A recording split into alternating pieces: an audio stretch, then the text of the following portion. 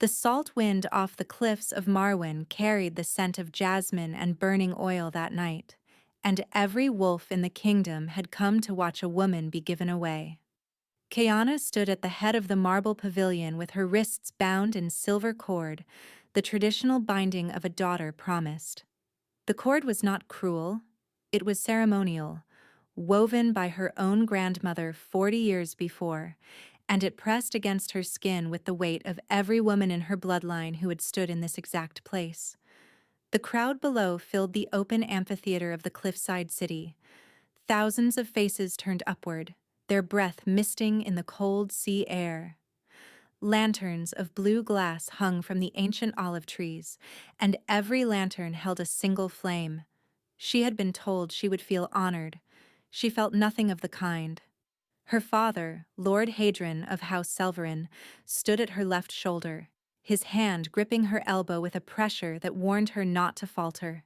Beside him stood the High Speaker of the Council, a woman whose ceremonial robes dragged across the marble like spilled ink.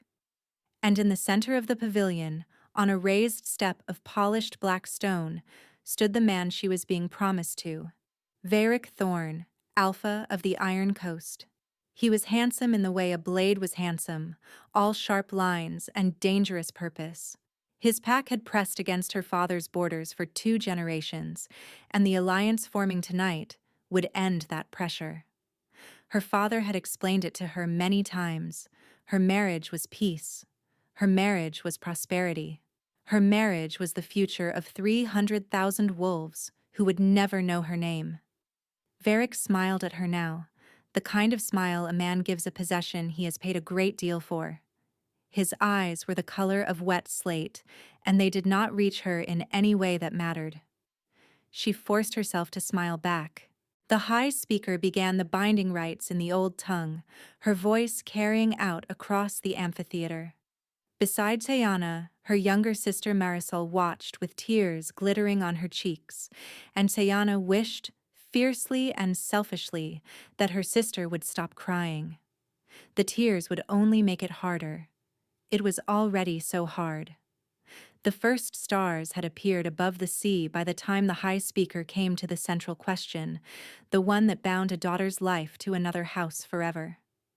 Chiana had practiced the answer for months. Her father had drilled it into her during the long evenings in his study, his patience thinning with each repetition. She knew the words by heart. She knew the cadence. She knew exactly when to drop her gaze in the proper show of submission. Sayana of House Selverin, the High Speaker called out, do you accept the claim of the Iron Coast by mark and by oath before the gods who watch and the wolves who witness? Kayana drew a breath, and in that breath, a sound she did not expect rolled across the amphitheater. It was a horn. Not the silver alliance horns her father had ordered to mark the ceremony. Something deeper. Something older. The sound came from the high northern road, and it was answered by a second horn, and then a third, until the cliffside echoed with calls that no one in the crowd had heard in living memory. The royal horns. A murmur rose through the gathered wolves.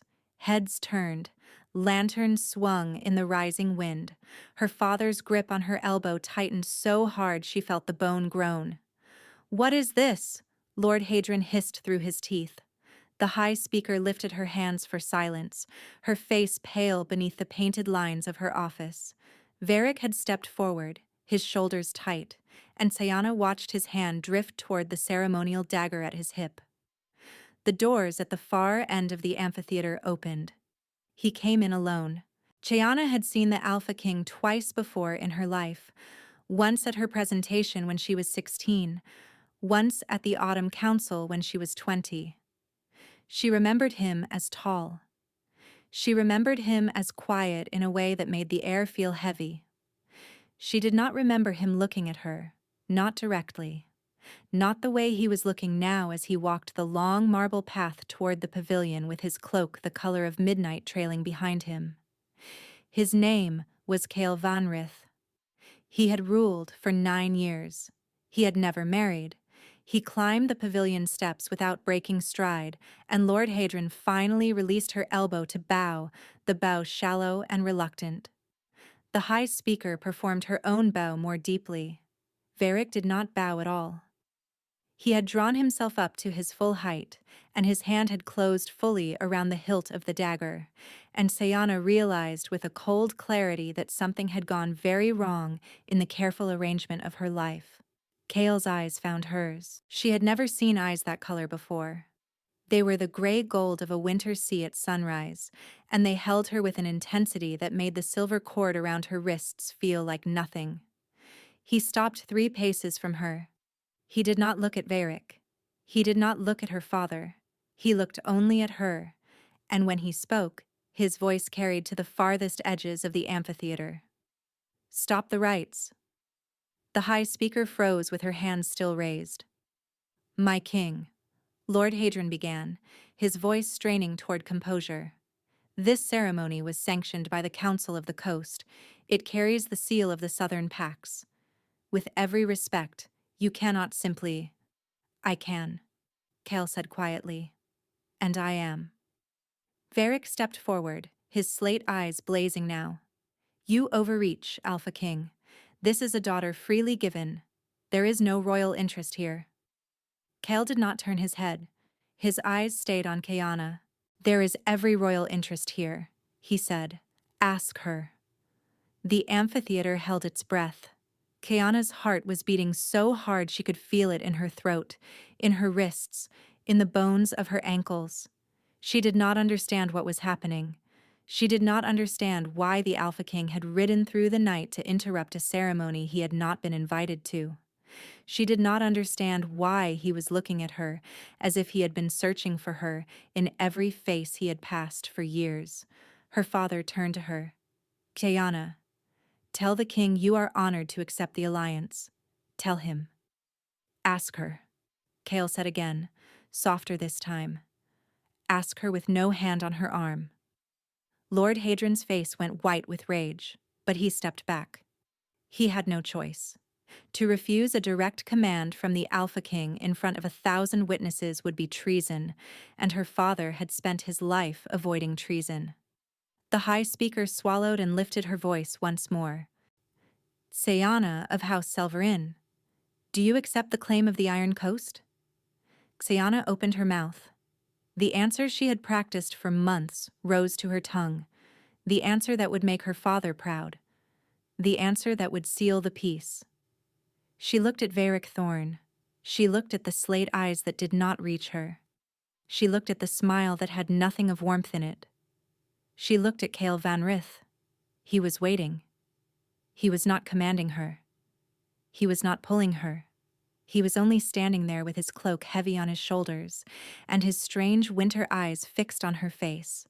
And she understood, in a way she could not have explained, that whatever she said next would be the first true word she had ever spoken in her life. "No," she whispered. The amphitheater erupted. Lord Hadron lunged for her arm. Varric drew his dagger. The High Speaker shouted for order, and through it all, Cale Van Rith stepped forward and put himself between Kayana and every man on the pavilion, and his voice cut through the chaos like a blade through silk. "She chooses me." The world stopped. Kayana's bound wrists trembled. Her father was screaming something, but she could not hear the words. Varric's dagger had not yet found a target, but his eyes had gone the color of a coming storm, and Kyle had not moved an inch. He stood between her and all of them with his hands open at his sides, and he said it again, slower, for every wolf in the amphitheater to hear. "She chooses me, and I claim her, by ancient right, before the gods who watch and the wolves who witness." Kayana felt something inside her chest break open. It was not a clean break. It was the kind of break that lets in light and pain in the same moment, the kind of break that cannot be undone. She did not know this man. She did not know why he had come. She did not know what she had just done to her family, her sister, her father's careful peace. But she knew, with a certainty that made her knees weak, that the word no had been waiting in her chest for years. Kale turned to her then. He lifted one hand, palm up, the gesture of a wolf offering safe passage. He did not touch her. He waited. Behind her, her father roared. Behind her, Varric moved. Tayana put her bound hands into Kale's open palm. His fingers closed around her wrists, gentle, and the silver cord parted under his touch, as if it had never been more than thread. The crowd below the pavilion gasped. The high speaker stumbled backward. And as the cord fell to the marble floor, Kayana felt a heat bloom along the inside of her left wrist, a sudden warmth that had no source, a pulse that did not belong to her own heart. She looked up at Kale's face.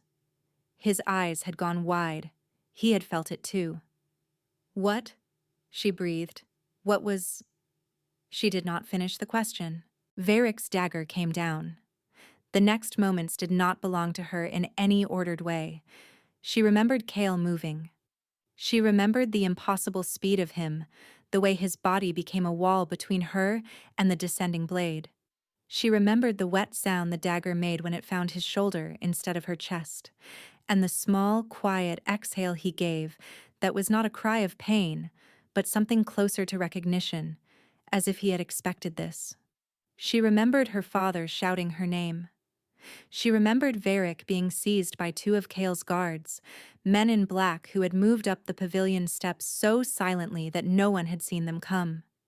She remembered the dagger being pulled from Kale's shoulder by his own hand, the slow press of his palm against the wound, the dark blood that ran between his fingers and did not seem to weaken him. And she remembered the way he turned to her, even bleeding, and asked, "Are you hurt?" She had not been hurt. She told him so. He nodded as if that was the only answer he needed, and then his guards were around them, and she was being moved down the marble path, away from the pavilion, away from her sister's tears and her father's fury, and the smell of jasmine and burning oil that she would never afterward be able to stand. By dawn, she was inside the walls of Hollow Reach. The royal city was not the city she had imagined. She had grown up on stories of high white towers and gardens that bloomed in every season, but Hollow Reach was a fortress, ancient and gray, built into the side of a mountain that overlooked the inland sea. Its corridors smelled of old stone and pine smoke. Its windows were narrow. Its silence was the silence of a place that had outlived many kings. She was given a chamber she was not allowed to leave. The chamber was beautiful. It had a window that looked out over the sea, and a bed wide enough for 3 people, and a writing desk made of dark wood polished by generations of hands. A fire burned in the hearth. A meal had been laid out. A young woman in plain gray robes had been waiting when Sayana arrived, and the young woman had introduced herself as Lyrian, attendant of the royal household, and had not asked any questions. Sayana ate nothing. She sat by the window and watched the gray sea move, and she pressed her left wrist against her cheek, and she tried to understand what had bloomed there in the moment Kale had touched her. The heat had not faded. It had quieted, but it had not faded. When she closed her eyes, she could feel it pulse, like a small, steady drum beneath her skin, and the rhythm of it was not her rhythm. It was someone else's heart, beating against hers from a long distance away. She did not know what it meant. She only knew that her father, in 23 years of teaching her about the customs of wolves, had never once mentioned anything that felt like this. By the second night, she had a visitor. Kale came to her chamber alone. He knocked, which surprised her, and he waited for her to answer, which surprised her more. When she opened the door, he was wearing dark linen instead of ceremonial cloth, and his shoulder was bandaged beneath his shirt, and his strange winter eyes had circles under them as if he had not slept since he had brought her here. "May I come in?" he asked. She stepped aside. He entered and went no further than the threshold. He did not sit. He stood with his hands loose at his sides, and he looked at the fire instead of at her. "You are not a prisoner," he said. "Then I may leave. You may not leave the city, not yet. But within these walls you go where you wish. I should have made that clear yesterday. I did not, and I am sorry. She had not expected an apology. Why am I here? She asked. He turned his head slightly, just enough for the firelight to catch his profile. Because if I had left you on that pavilion, you would be dead by tomorrow. Lord Thorne would not. Lord Thorne already tried. His voice was very quiet. And your father knew he would. The alliance was a cover. The marriage was a delivery. She felt the room tilt. She put her hand against the wall. Cale did not move toward her. He did not try to comfort her. He only waited. And when she had steadied herself, he went on in the same quiet voice. 3 months ago, I received intelligence that a coalition had formed in the southern coast. Lord Thorne, your father, and at least 4 other houses. They have been moving quietly against my throne for over a year. The marriage tonight was the final piece. Once you were bound to Thorne, your father's lands would have passed under his control upon your father's death, and your father is not in good health. Thorne would have controlled the entire southern coast within a year. With the southern coast, he would have the strength to march on Hollowreach. The only thing standing in his way was you. Me? She repeated. You. He turned to face her then. You did not know. No. I did not think you did. That is why I came myself. If you had said yes on that pavilion, I would have honored your choice. I would have lost the war in time, but I would have honored your choice. He paused. You said no. I said no, she said, and her voice did not sound like her own. Why? The question was gentle. She had not expected it to be gentle. She had expected him to demand a reason, the way her father had demanded reasons for everything she did.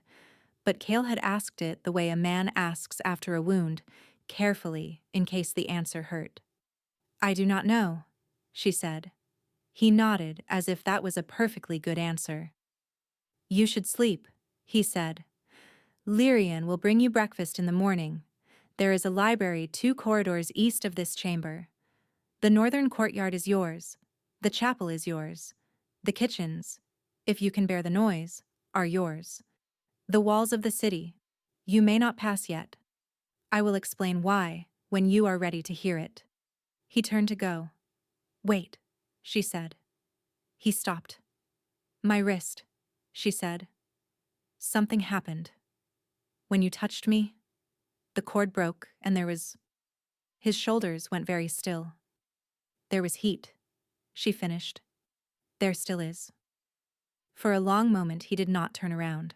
Then he did, and she saw in his face an expression she could not name. It was not fear. It was not surprise. It was something older, something that looked almost like grief. I will tell you, he said, but not tonight. Tonight you are tired and your father has already taken too much of your life for one day. Tomorrow. Tell me now. Tomorrow, Sayana, I am asking.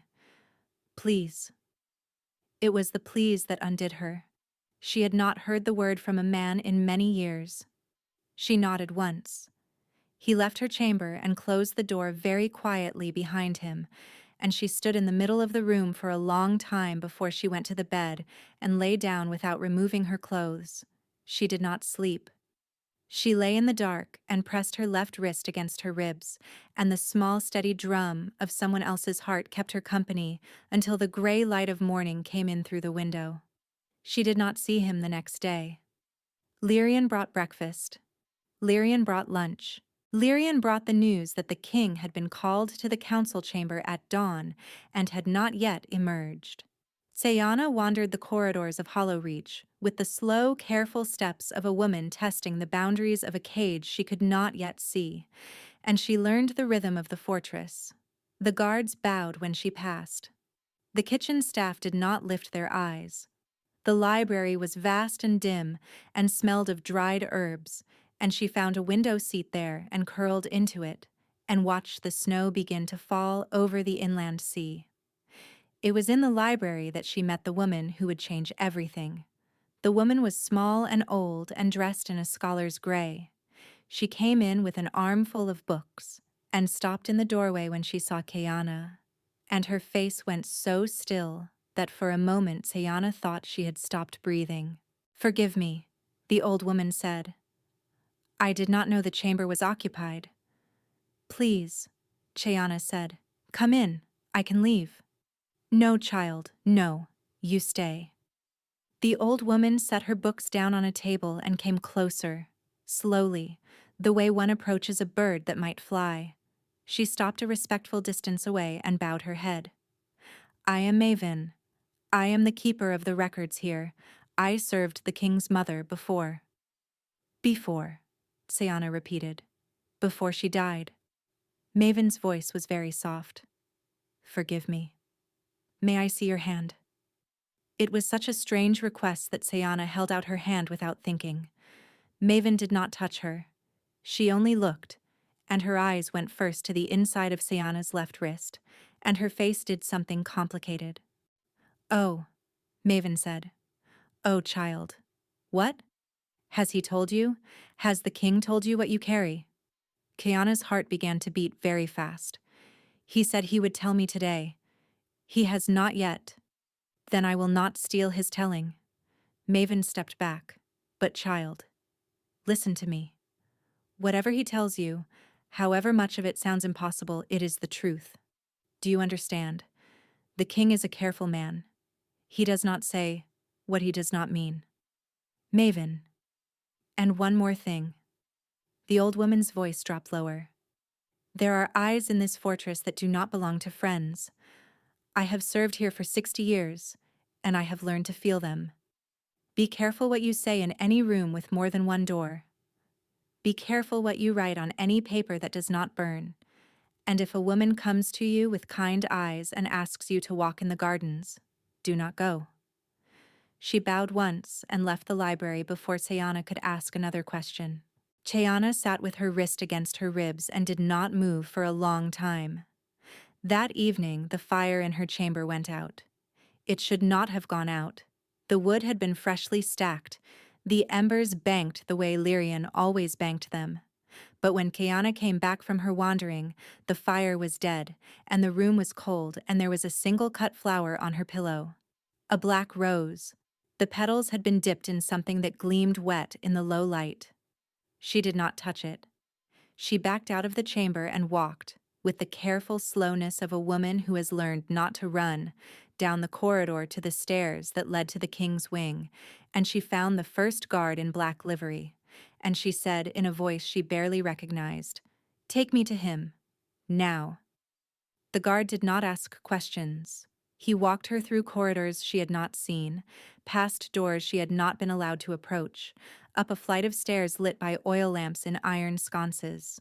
At the top of the stairs was a heavy door of black wood, and the guard knocked once and then twice more, and the door was opened by a man with the silver braid of a senior officer at his shoulder. "Captain Dorian," the guard said, his voice low. "The lady requested the king." Captain Dorian's eyes moved past the guard to Chayana, and whatever he saw in her face made him step aside immediately. "He is in the war room," he said. "Come." She followed him through an antechamber where 2 more guards stood, and through a second door, and into a long, narrow room lit by the orange light of a low fire. A great table dominated the center, covered in maps and small carved markers, and around the table stood half a dozen men in dark uniforms. They turned as one when she entered. Kyle was at the head of the table. His sleeves were rolled to the elbow. His shoulder was still bandaged beneath the dark linen of his shirt. He had been bent over a map when she came in, but he straightened the moment he saw her face, and whatever he had been about to say to the men around him died in his throat. "Out," he said. The men did not hesitate. They left the room without a word, Captain Dorian last, the door closing softly behind him. Kale came around the table. "What happened?" he said. She told him about the rose. He listened without interrupting. His face did not change much, but his hands, which had been loose at his sides when she began, were closed into fists by the time she finished. He did not speak for a long moment after she stopped. He looked past her, at the door, at nothing, and when he spoke again, his voice was very level. Captain Dorian.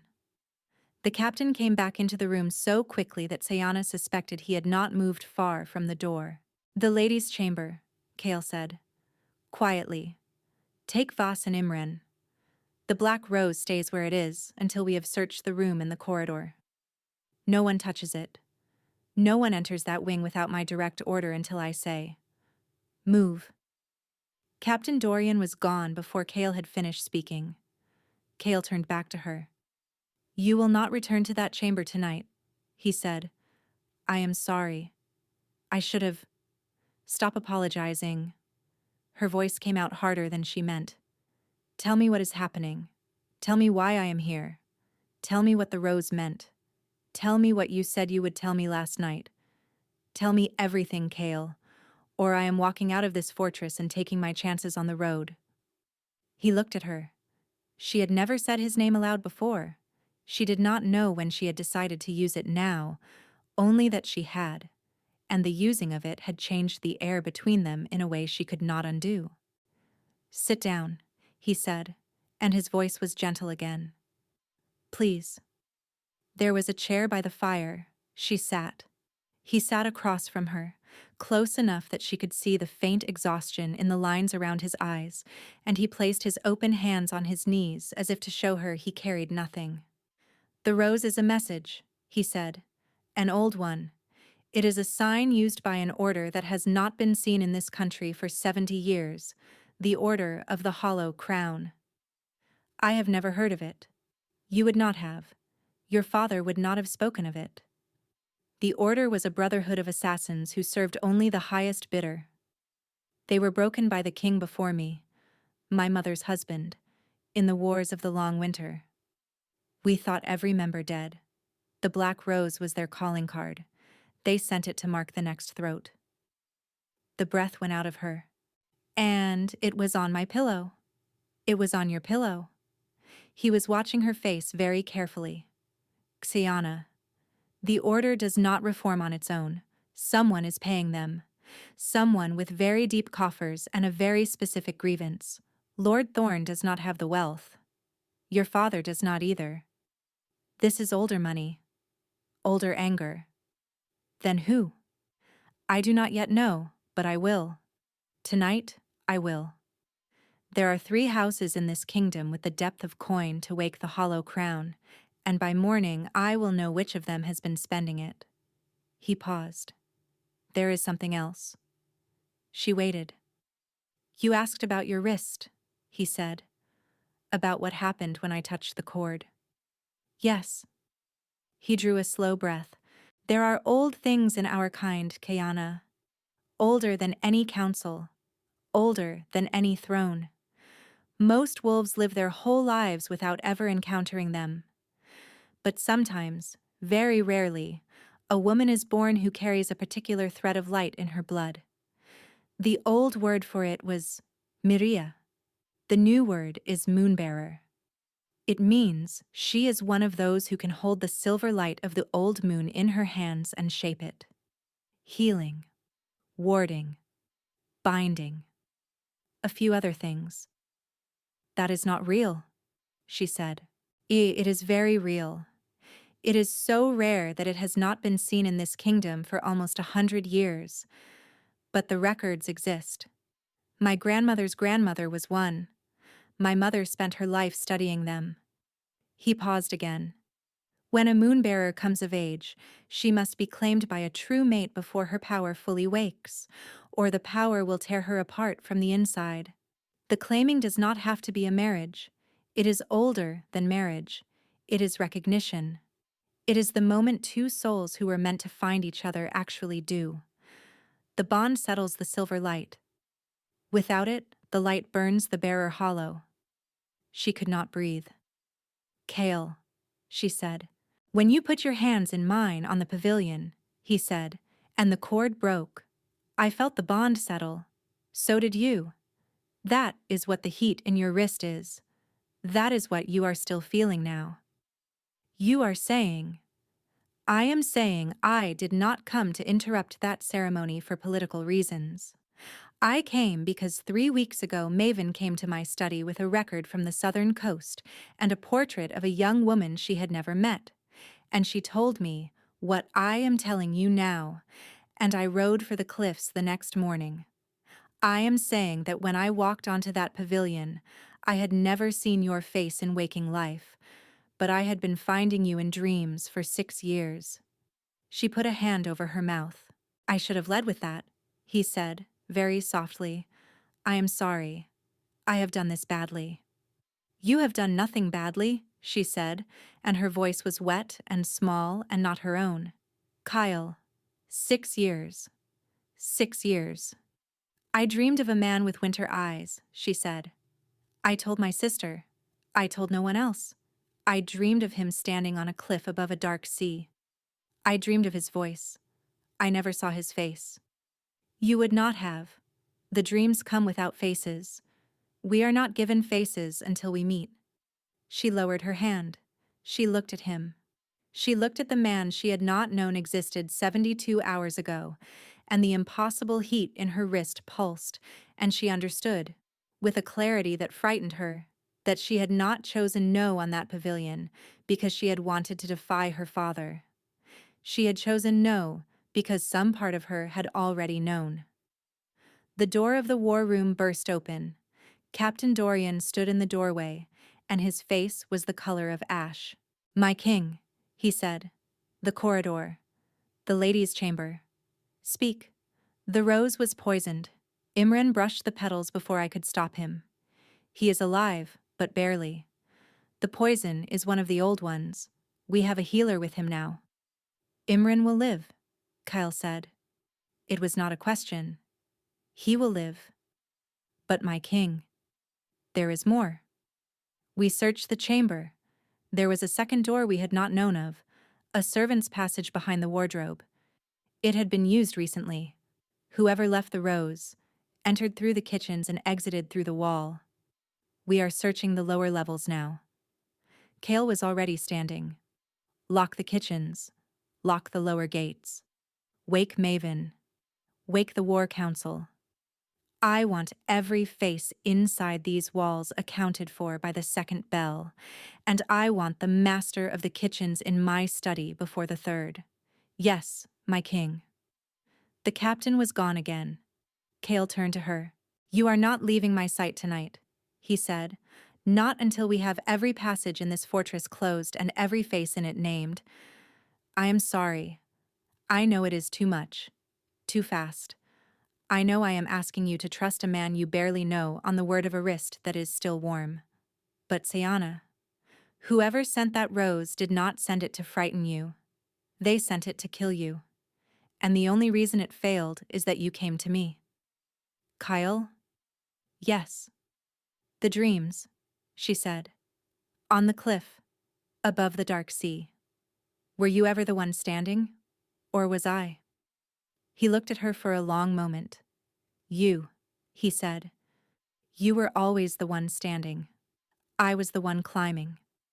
She closed her eyes. The heat in her wrist beat steadily against her skin, the small drum of a heart that was not hers. And somewhere in the lower levels of the fortress, men in black livery were searching for a killer who had walked through a wall. She opened her eyes.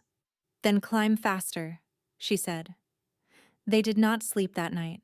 Kyle moved her to a chamber on the upper floor of his own wing, a room with one door and one window, and a guard outside both, and he stayed in the antechamber that adjoined it.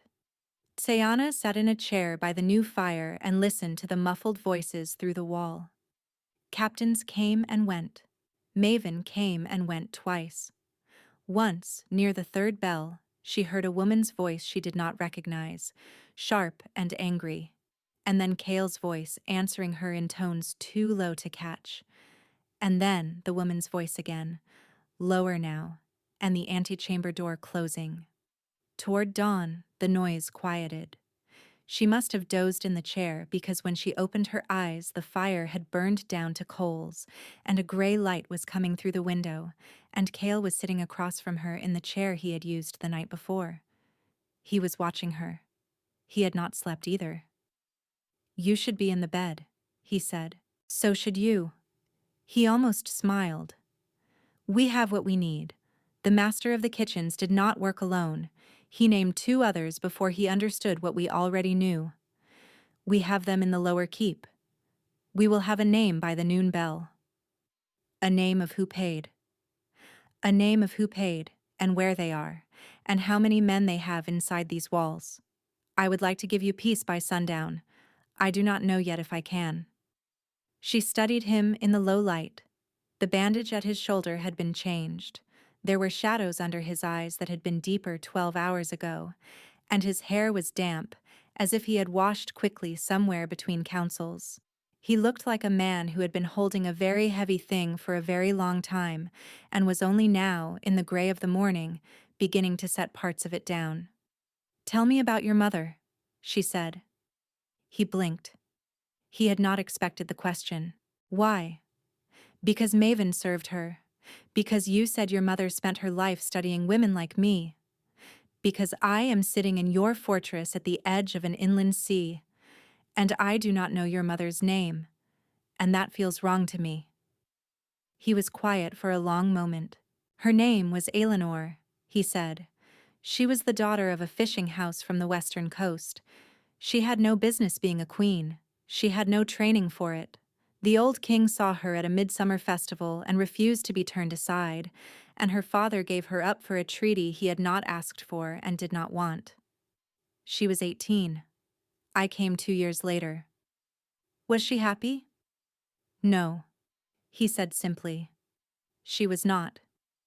But she was kind and she was clever, and she taught me to read in 3 languages before I was 7, and she spent every hour she could in the records room with Maven, looking for women like you. She had read of one when she was a girl. She thought, I think, that if she could find another one in her lifetime, she would have done something worth doing with the throne she had not asked for. She did not find one. She did not. She died the winter I turned 12. A fever. Nothing dramatic. Just a fever." He looked at the coals. "I have ruled for 9 years and I have not married.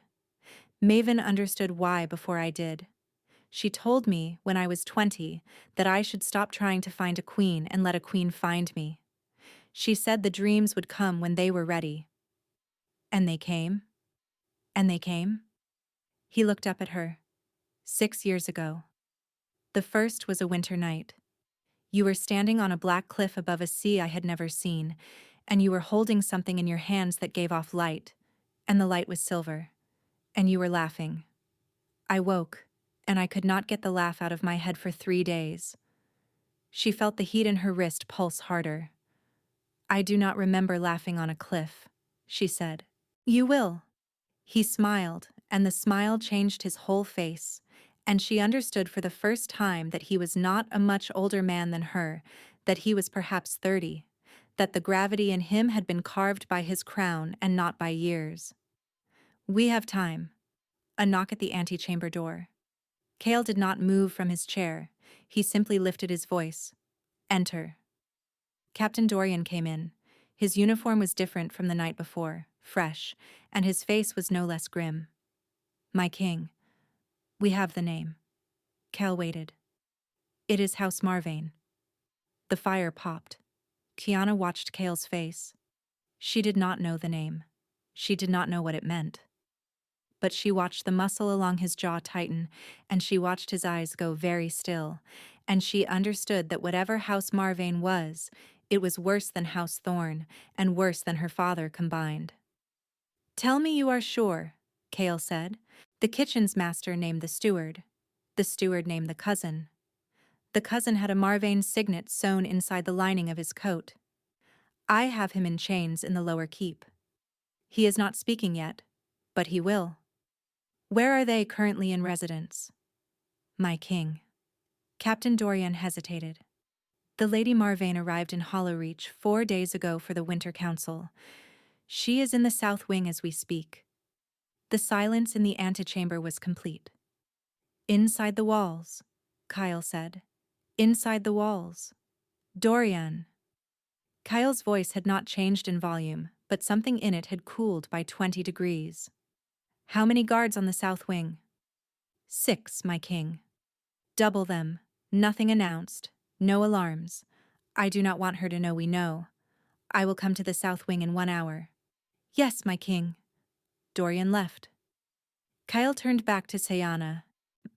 House Marvane, he said, is a cousin house to mine. My mother's husband, the old king, had a younger sister who married into the Marvane line 3 generations ago. The Lady Marvane is therefore my second cousin. She has spent the last 15 years cultivating a quiet position on every council in this kingdom. She is 62 years old. She has the deepest coffers of any noble in the south. And she has, as best I can tell, considered herself the rightful heir to this throne since the day my mother arrived in Hollowreach. Your second cousin. My second cousin. She tried to have me killed in your house. She did. He was watching her very carefully now. Sayana, there is something you should know before I go to her. I am not going to ask her if she did it. I already know. I am going to ask her who else is in this with her. And I am going to ask in a way that gets answers. I am asking you to stay here with Dorian's men until I return. I am asking you to trust that I will return. Why are you telling me this? Because the woman who stood on the pavilion 3 nights ago was not given a choice. I will not be that man to you. She stood. He stood with her, automatic, the courtesy of a man raised to it. I want to come with you, she said. Sayana. I want to look at her face. I want her to look at mine. I want her to know that the woman she sent the rose for is alive and standing in the same room, and she will not be frightened back into a chair. He looked at her for a long moment. That, he said, is not a request I can grant. Not because I do not respect it. Because if she has another knife in that wing and a willing hand, I cannot guarantee your safety, and I will not allow you to be the price of my pride. Then you go, and you come back. I go, and I come back. She stepped closer to him. She had not meant to. The heat in her wrist was pulsing in a rhythm that matched the slow, steady drum of his heartbeat across the small space between them, and she could feel it, his heart, as clearly as her own. Kale. Yes. Come back. He lifted his hand. He did not touch her. He held it open between them, the same gesture he had made on the pavilion. She put her wrist against his palm. The heat flared. Not painfully.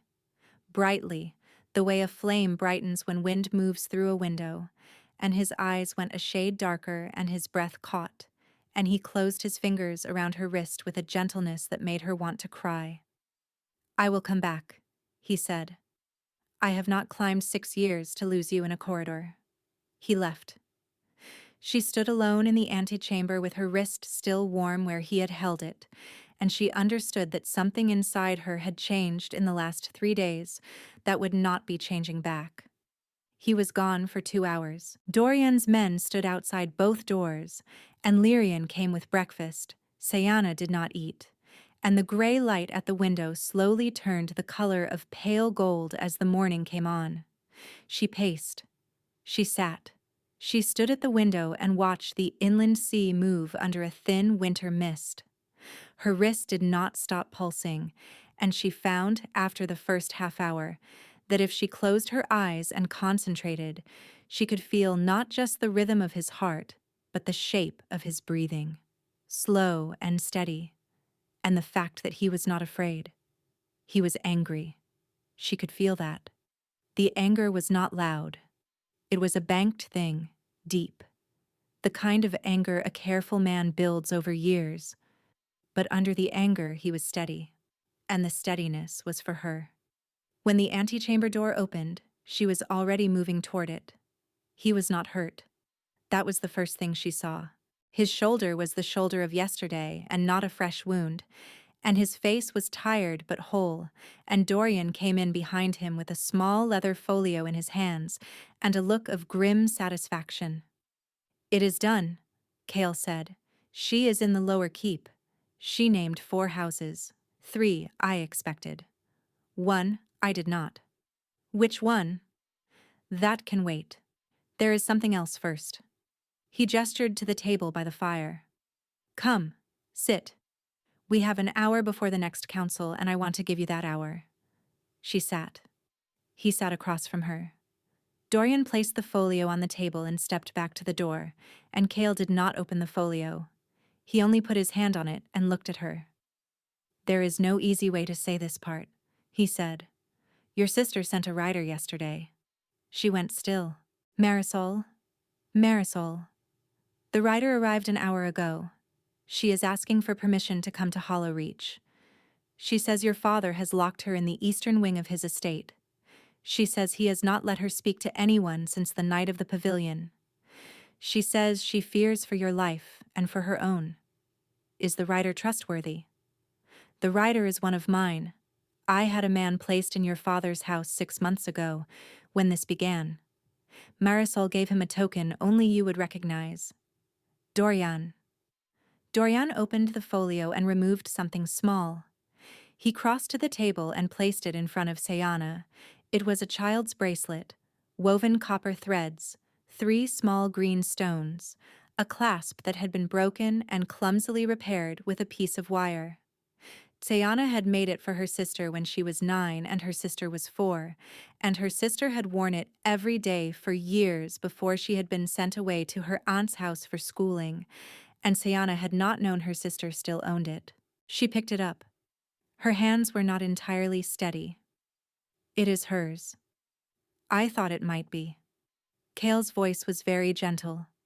Sayana. I will send for her if you wish it.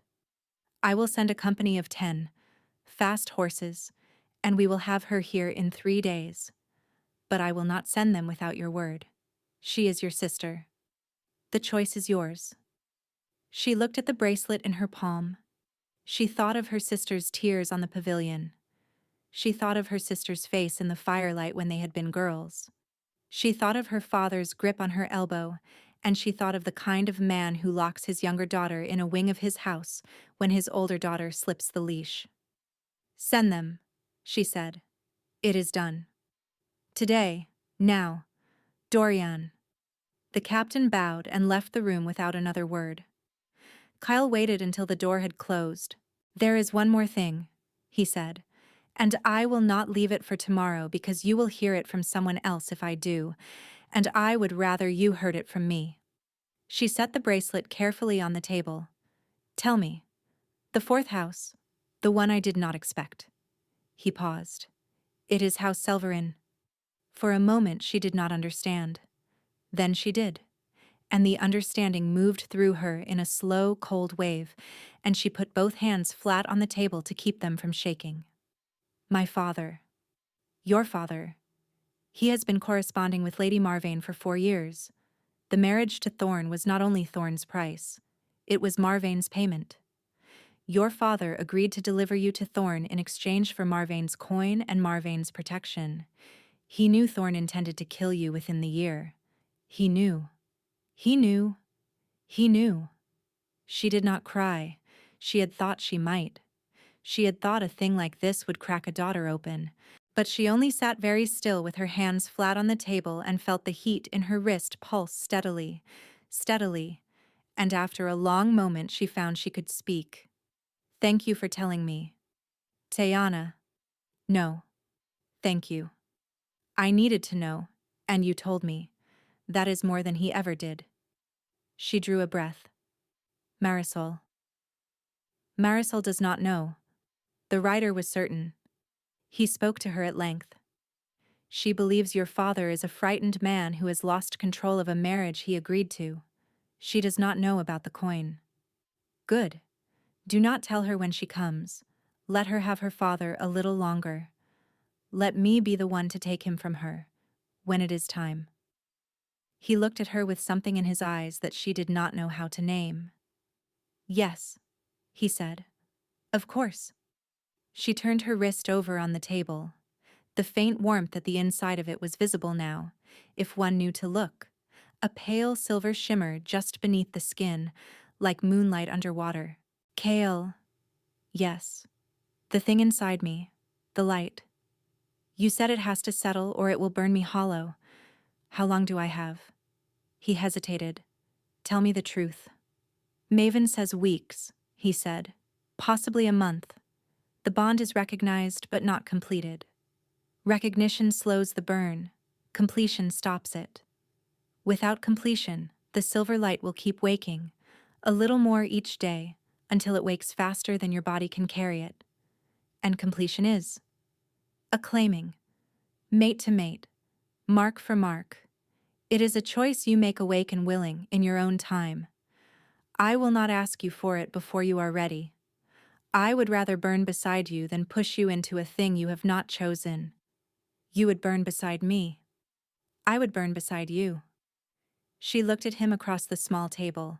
She looked at the man she had known for 3 days, who had ridden through a winter night to a pavilion he had not been invited to, who had stepped between her and a blade and bled for it without complaint, who had told her about his mother in the gray of dawn because she had asked. I will think on it, she said. I will not make it fast. But Kale. Yes. It will not be no. He closed his eyes for a moment. When he opened them, the gray gold of them was a little brighter than it had been. Thank you, he said. A bell rang, somewhere deeper in the fortress. A long bell, the kind rung for counsel. He stood. She stood with him. I have to go, he said. I will come back at sundown. Dorian will not leave this door. Lyrian will bring whatever you need. The library is yours. The northern courtyard is yours. The walls of the city, still, you may not pass. I am sorry. Go. He went. She sat back down at the table and picked up Marisol's bracelet, and she held it in her palm and watched the firelight catch in the small green stones, and she did not cry.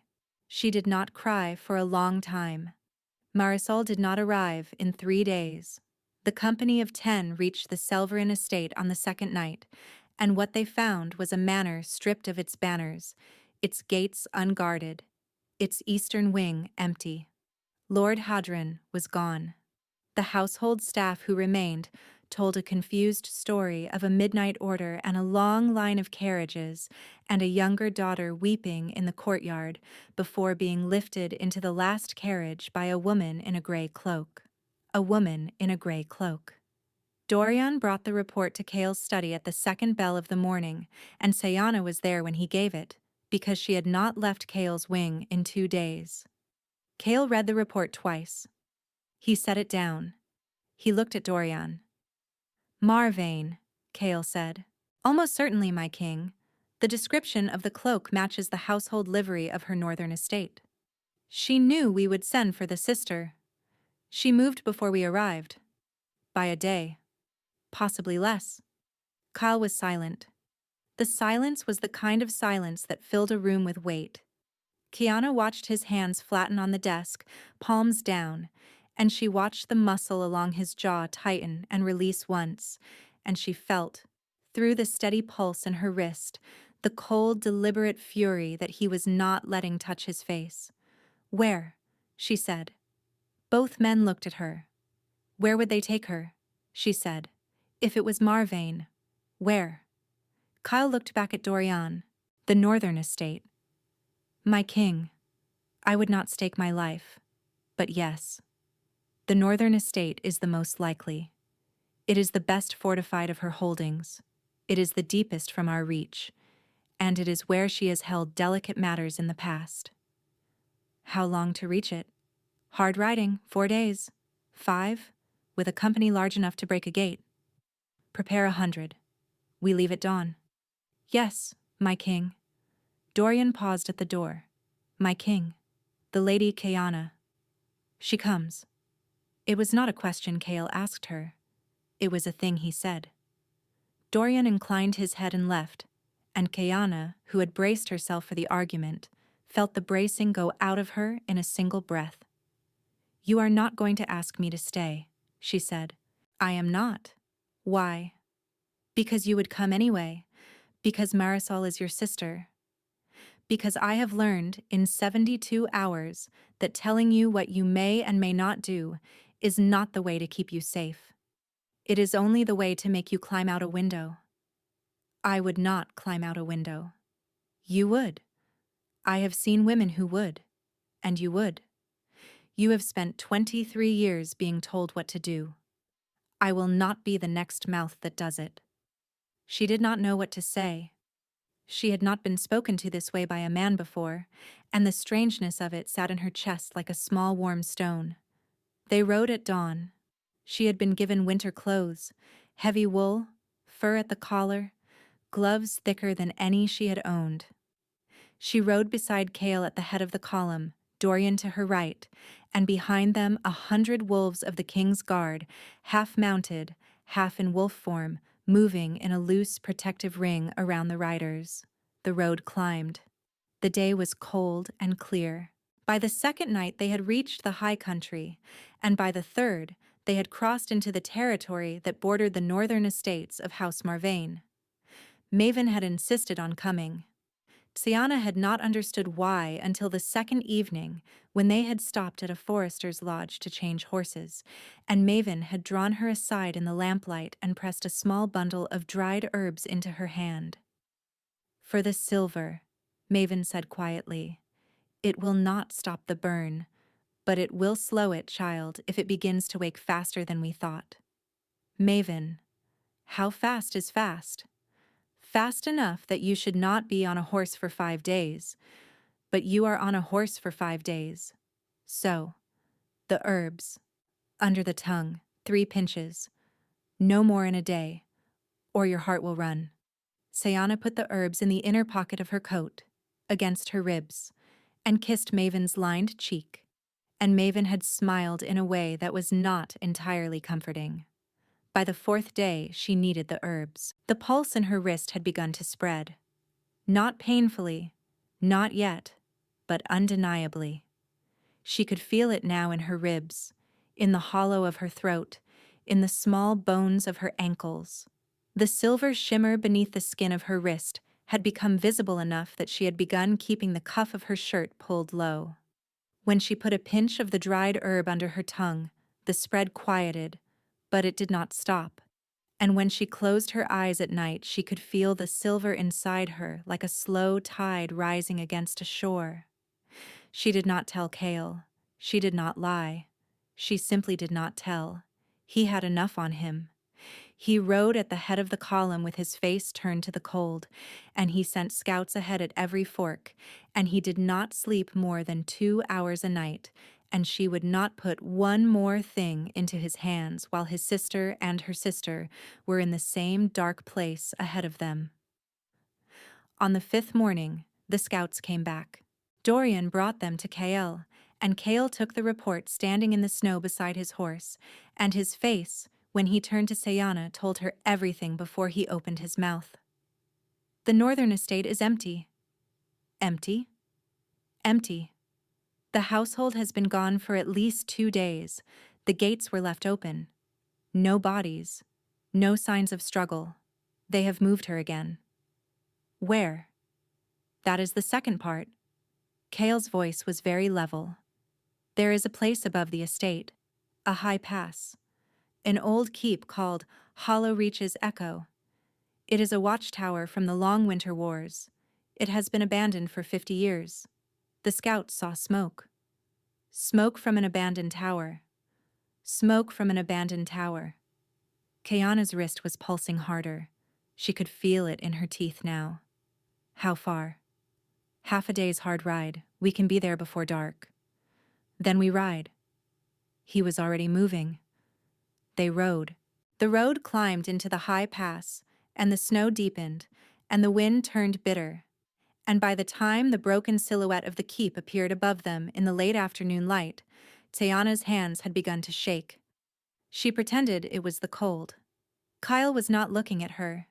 He was looking at the keep, at the thin line of smoke rising from one of its towers, at the small dark figures moving along its walls. They were waiting.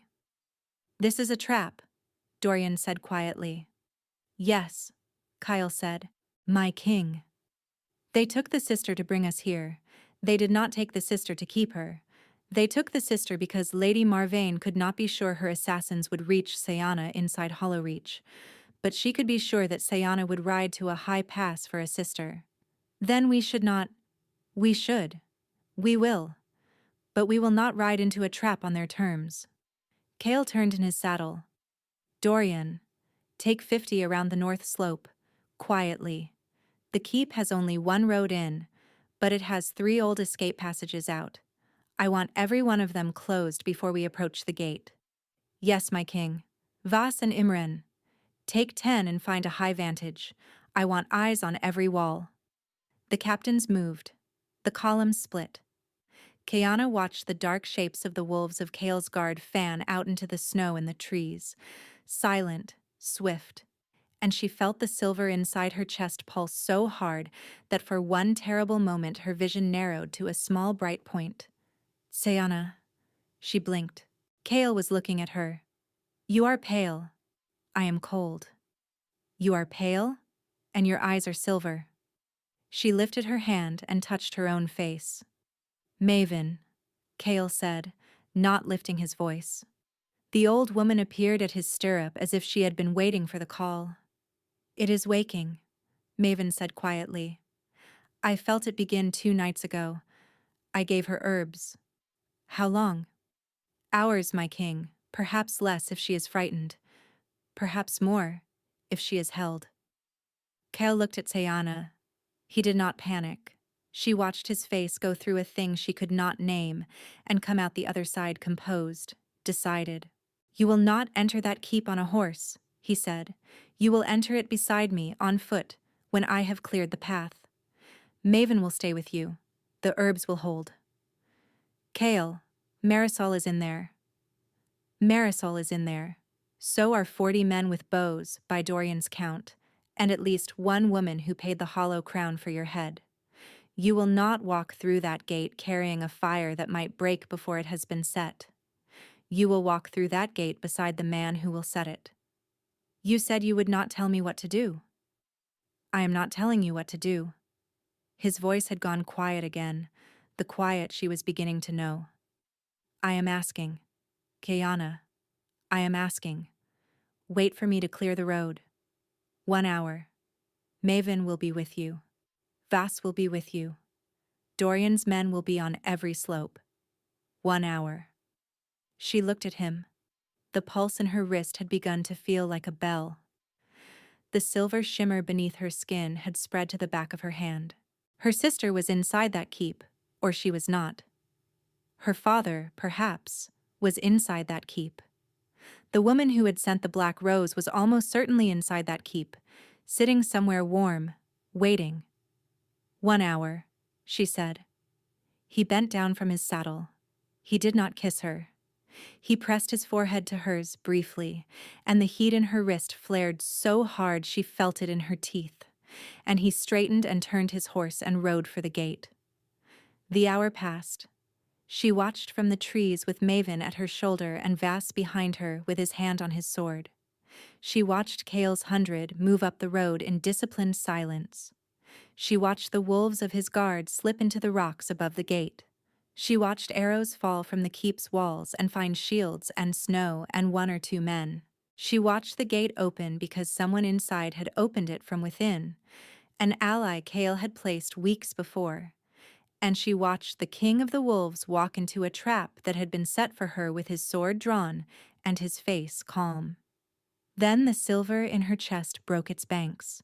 She felt it go. There was no decision to it. There was no warning Maven could have given that would have stopped it. The bell that had been ringing in her wrist for 5 days became a sound that filled her whole body, and the last thing she heard before her vision went white was Maven's voice, sharp and afraid for the first time since Kayana had met her, saying, "No, not yet, child, not yet." The silver took her. The white was not blindness. It was the opposite of blindness.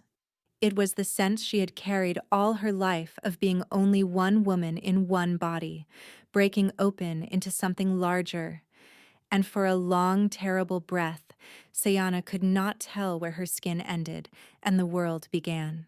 She could feel the cold of the snow at her ankles. She could feel the grain of the wood in the trees behind her. She could feel the small, frightened heart of a hare 200 paces away in the underbrush, and the older, slower heart of an owl in the high branches, and somewhere ahead of her, inside the broken walls of the keep, the steady, deliberate heart of the man she had agreed to wait 1 hour for. She could feel his heart. It was the only steady thing in the white. She found it the way a swimmer finds the surface by following the pull, and the pull led her forward, one stumbling step at a time, out of the trees, onto the snow road, toward the gate. "Child," Maven's voice, somewhere behind her. "Sayana, walk with me, do not run, the light will hold if you walk." She walked. Voss had drawn his sword. He moved beside her without speaking. The silver was visible now to anyone who looked. A soft, pale glow at her hands and her throat, and the inside of her wrists. And the wolves of the king's guard who saw her coming up the road did not bow, but slowed, fell back, made a path. She walked through the open gate. The courtyard of the keep was full of fallen men. Some were Kale's. More were not. The fighting had moved into the great hall ahead of her, and she could hear the clash of steel against steel and the deeper sound of wolves at war. And through the bond, she could feel Kale's heart beating steady, steady, the heart of a man who had not been hurt yet and was working hard to keep it that way. She walked across the courtyard. A bowman appeared at a window above her. She felt him before she saw him, the small, sharp intent of him, the arrow drawn back, and she lifted her hand without thinking. The silver went out of her palm in a soft pulse. The arrow turned in the air as if a hand had caught it and set it gently aside, and the bowman fell back from the window with a cry, and Voss beside her made a low, astonished sound. "My lady." "Keep walking," Maven said. She kept walking. The doors of the great hall stood half open. She could see through them into a long, smoky room lit by torches, and she could see the shapes of men fighting near the far end, and she could see a smaller knot of figures on a raised stone dais, and on the dais, kneeling with her wrists tied and a blade at her throat, was Marisol. She was 18. She looked thinner than she had at the pavilion, paler, and her eyes were huge in her face, and the man holding the blade at her throat wore the dark wool of House Marvain. Beside him, in a chair carved from black wood, sat a woman. The woman was old in the way carved stone is old, hard and unweathered. Her hair was the color of pewter, plaited in the long braid of a noblewoman of the high country. She wore gray velvet and a single pendant of dark amber, and she was not looking at the fighting at the far end of the hall. She was looking at Sayana. Sayana stepped through the doors. The hall went quiet. Not all at once. The men nearest the door saw her first, and the silver light of her, and the news of her moved through the room the way fire moves through dry grass.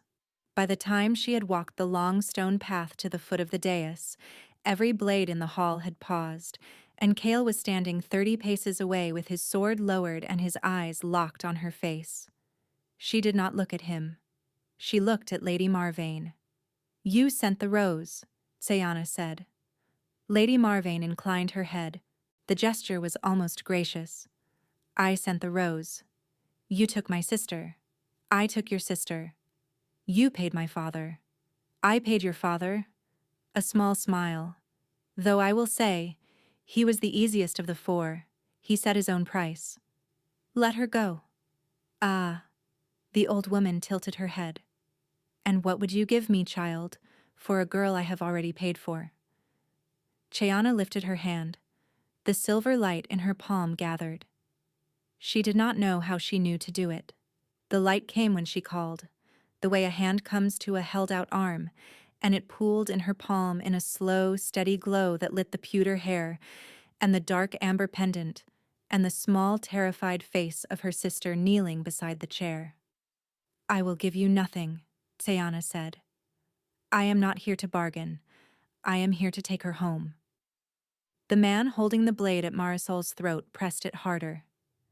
A bead of blood appeared along the edge of the steel. Marisol did not cry out. She closed her eyes. Something inside Sayana that had been holding its breath for 23 years let go. The silver did not pour from her hands. It came from her whole body.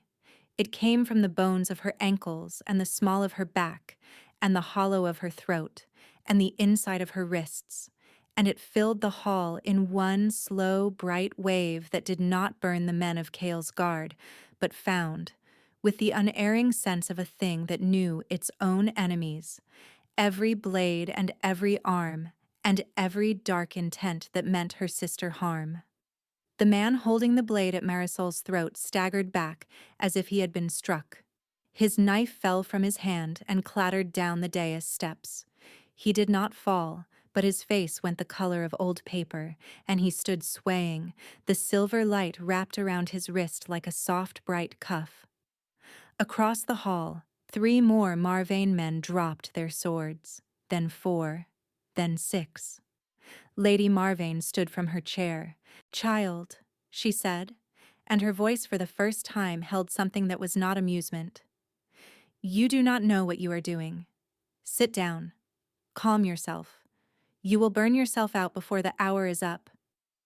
I know what I am doing. You do not. You have not been trained. You have not been claimed. You will tear yourself apart from the inside, and the boy king will hold a corpse, and my men will rise from this floor when the silver leaves you, and we will be exactly where we were 10 minutes ago. Sit down. Marisol, Chayana said. Stand up. Walk to me. Marisol opened her eyes. She looked at her sister. She looked at the silver light filling the hall. She rose slowly, with the careful steadiness of a girl who has been very brave for a long time, and she stepped down from the dais 1 stone at a time, and no hand reached to stop her. She walked to Sayana. She put her face into Sayana's shoulder. Sayana did not lower her hand. She held the silver in the air with her sister trembling against her ribs, and she looked up over Marisol's head at the old woman in the gray velvet, and she said, very quietly, You should have left me on the pavilion. The silver flared. It did not strike Lady Marvain. It did not need to. It moved across the hall in a slow, patient sweep, and where it touched the men of House Marvain, they sank to their knees and dropped their blades and pressed their faces to the stone, and where it touched the binding cords on the prisoners along the back wall, the cords parted as the silver cord on the pavilion had parted. Soft, complete, the way a thing falls away when the reason for it has gone. And then the silver began to take her. She felt it. Maven had warned her.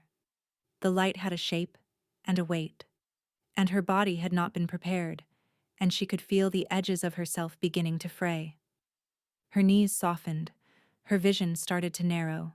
Marisol made a small, frightened sound against her shoulder, and from the far end of the hall, she heard footsteps. Fast, running, and the heart she had followed up the snow road was suddenly beside her. Teyana. Kale. His arms went around her. He took Marisol gently from her shoulder and passed her to Vas without looking, and he wrapped both arms around Sayana and held her up, and his face was very close to hers in the silver light. Look at me. She looked. You did it. She is safe. You did it. Now you have to come back. Do you hear me? You have to come back. Kale. Her voice was very far away. It is so much. I know. Listen to me. You said it would not be no. Do you remember? I remember. I am asking now. Right now. Here. With your sister 3 paces away and your enemies on their knees and the hall watching. I am asking you to claim me. To let me claim you. Now, Kayana. Say yes. She did not have to think. She had thought for 5 days. She had thought on a horse in the snow with the silver rising against her ribs. She had thought every time her wrist had pulsed with the small, steady drum of his heart. Yes, she said. He bent his head. He bared his throat to her. The old gesture. And she did not have her teeth as a wolf yet. But the silver knew. The light gathered at her mouth. She pressed her lips to the place where his pulse beat in his neck, and the silver poured from her into him, and she felt the bond settle the way a great door settles when it has finally found its frame. The silver did not stop. It changed. It moved through both of them now. She felt his heart not as a drum at a distance, but as a heart inside her own chest, and she felt his memories pour into her in a quiet flood. She saw his mother on a winter afternoon teaching him a word in a third language. She saw a younger maven pressing a small paper into his hand and saying, "Do not give up, my king. The dreams will come." She saw the first dream, the cliff above the dark sea, and the laugh that had stayed with him for 3 days. And he saw hers, the silver cord, the smell of jasmine and burning oil, the years of practiced answers, the small green bracelet she had made for a 4-year-old sister, the word no waiting in her chest like a folded letter. When she opened her eyes, the silver had quieted. It was still there. She could feel it in her wrist, in the hollow of her throat, but it was not breaking against her ribs anymore. It had a shape now. It had a place. It had been settled. She was still standing. Kyle was holding her. His forehead was against hers. His breath was uneven. The hall around them had gone very still. "My king." It was Dorian, somewhere behind Kale, and his voice was full of careful wonder. "The Lady Marvane, my king. She has not moved." Kale lifted his head. He looked.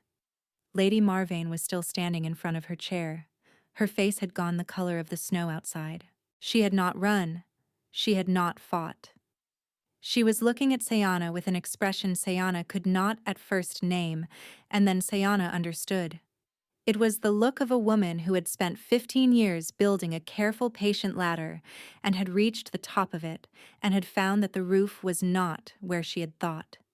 "Take her," Kyle said quietly. "Take all of them. The judgment will wait until we are home. Bind her hands with iron, not silver." The men of his guard moved. Lady Marvane did not resist. The ride back to Hollowreach took 6 days because they took it slowly. Kale would not let her on a horse for the first 2. She rode in a covered wagon with Marisol and Maven, and Marisol leaned against her shoulder for most of the first day, and then began, on the second, to ask small, careful questions, and Sayana answered them as best she could. About their father, she did not yet say everything. There would be time. On the 3rd day, Sayana rode again, beside Kale, and the silver in her wrist had quieted to a steady, warm hum that no longer frightened her.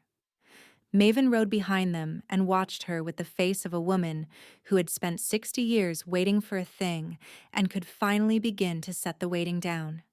The judgments at Hollowreach took 2 weeks. Lady Marvane was stripped of her name and her lands and confined to a stone tower on the western coast for the rest of her natural life, with no visitors, no correspondence, and no further part in the politics of the kingdom. She did not speak at her trial. She watched Sayana from the dock with the same flat expression she had worn in the hall, and when the judgment was given, she only inclined her head once, the same gracious gesture, and was led away. Lord Hadron of House Selverin was found in a small village 3 days' ride from his estate, attempting to reach a port. He was returned to Hollowreach in chains. Chayana asked to be allowed to attend his judgment. Kale asked her, only once, if she was certain. She said she was. She sat in the gallery with her sister beside her, and she watched her father be stripped of his lands and his title. And when the sentence of exile to the far western islands was read, her father looked up into the gallery and met her eyes. She did not look away. He did. After a long moment he did.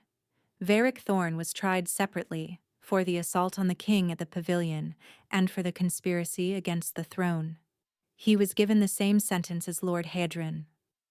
The Iron Coast passed, by the king's order, to Varric's younger brother, a quiet man who had taken no part in the conspiracy and who arrived at Holloreach 3 weeks later to swear his oath in person. The kingdom, slowly, began to settle.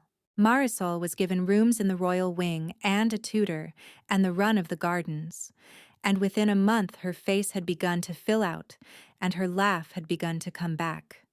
And Sayana found her one afternoon teaching Lyrian a card game she had made up at their aunt's house when she was 8. Maven moved into a chamber 2 doors from Kayana's, and the records room of Holloreach acquired a second working table. In the spring, Kayana and Kale were married in the small chapel of the fortress with no ceremony beyond the witness of Maven, Dorian, Marisol, and the 7 captains of the king's guard. They had agreed on this together. Sayana had stood once in front of 1,000 wolves. She did not need to do it again. The bond, complete now, did not fade with the seasons. It deepened. Some nights, Sayana woke to find Kale already awake beside her, reading by candlelight, and she would know without looking that his thoughts were on a piece of trade law. And he would know without looking that she was awake, and he would set the paper down and they would not need to speak.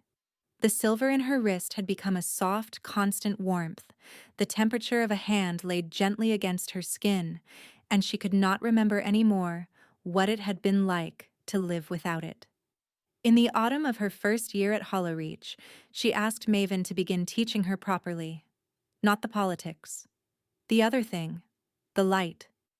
There were old books in the records room, books her mother-in-law had collected and never had the chance to use, and Sayana opened the first of them on a gray afternoon with the rain against the window, and Maven sat across the table from her and smiled the way an old gardener smiles when a long-planted seed at last shows green.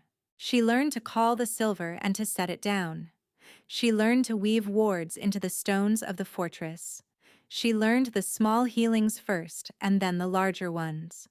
By the second winter, the people of Holloreach had begun to come quietly to a side door of the records room with their fevers and their wounds and their silent griefs, and Sayana, who had been raised for a marriage that would have killed her, began to learn what her hands had been made for. She did not forget the pavilion. Some nights, on the high terrace above the inland sea, she would stand with Kale's arm around her shoulders and look out at the dark water, and she would remember the silver cord on her wrists, and the smell of jasmine and burning oil, and the small word no that had cracked her whole life open. "Are you sorry?" he asked her once, late, with the stars very thick above them. "For what?" "For any of it. The road, the keep, the fire." She thought about it. She thought about her sister asleep in a warm room 2 corridors away. She thought about Maven's smile in the records room. She thought about the steady, warm hum in her wrist that was the heart of the man whose arm was around her shoulders. "No," she said, "for none of it." He pressed his lips to the top of her head. Far below them, on the dark sea, a fisherman's lantern moved slowly toward the harbor. Somewhere in the fortress, a bell rang the late hour.